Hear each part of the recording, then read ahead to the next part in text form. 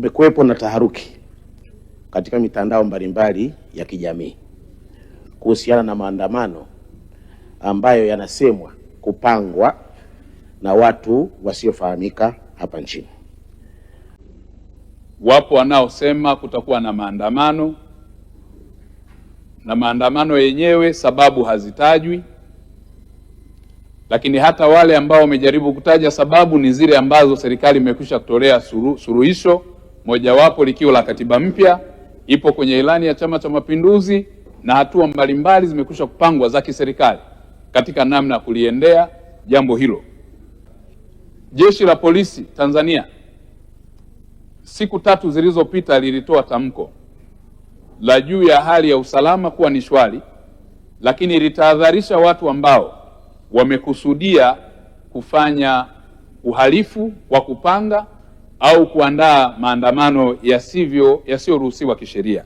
Kwa sababu mpaka sasa serikali haijapata hoja yoyote ya msingi ya kwa nini watu waende kufanya. Naam, kama unavyoona kwenye skrini yako ni wananchi wenye ghadhabu nje ya ofisi za Waziri Katambi, wakitaja kuwa waliwasili katika ofisi hizo ili kusema kuwa tarehe 7 mwezi wa 7 wataenda kuandamana, licha ya waziri huyu akiwa bungeni. Kama ulivyotangulia kumsikiliza tangia mwanzoni mwa hii video, alitaja kuwa wananchi hawaruhusiwi kuandamana tarehe 7 mwezi wa 7 77 ambayo yameweza kuandaliwa na kikundi cha Gen Z pamoja na watetezi wa haki za kibinadamu.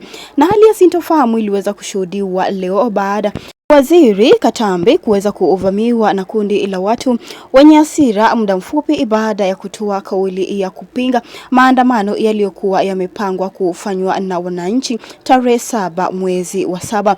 Na waziri huyo alikuwa amesema kuwa hakutakuwa na sababu za msingi ama hakuna sababu za msingi kama ulivyotangulia kumsikiza tangia mwanzoni mwa hii video za kuandamana, akisisitiza kuwa masuala yanayowakabili wananchi yanaweza kutatuliwa kupitia mazungumzo badala ya maandamano.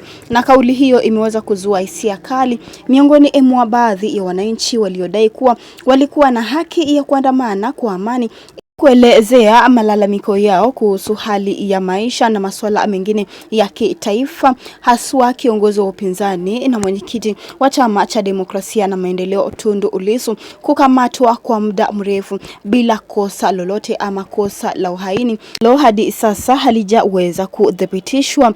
Na baadhi yao waliweza kukusanyika nje ya ukumbi ambako waziri huyo alikuwa amehutubia, huku wakipaza sauti na kuonyesha kutoridhishwa na msimamo wake, wakitaja kuwa tarehe 7 mwezi wa 7 watakuwa barabarani kuandamana kuhakikisha kuwa mwenyekiti wa Chama cha Demokrasia na Maendeleo Tundu Lissu ameweza kuachiliwa huru, na pia alikuwa balozi wa Tanzania nchini Cuba Humphrey Polepole ameweza kuachiliwa huru na serikali, kwa kuwa familia yake iliweza kuzungumza kuwa aliweza kutekwa nyara na maafisa wa polisi ambao walikuwa wamevaa sare za kazi. Na katika vurugu zilizotokea kama ulivyotangulia kuona, watu wachache wali kumkaribia waziri huyo kabla ya maafisa wa usalama kuingilia kati na kumtoa eneo hilo peleka eneo salama. Tungependa tu kusikia kutoka kwako, tuandikie maoni yako kuhusiana na hili taarifa kuwa wananchi hawapaswi kwenda barabarani tarehe 7 mwezi wa 7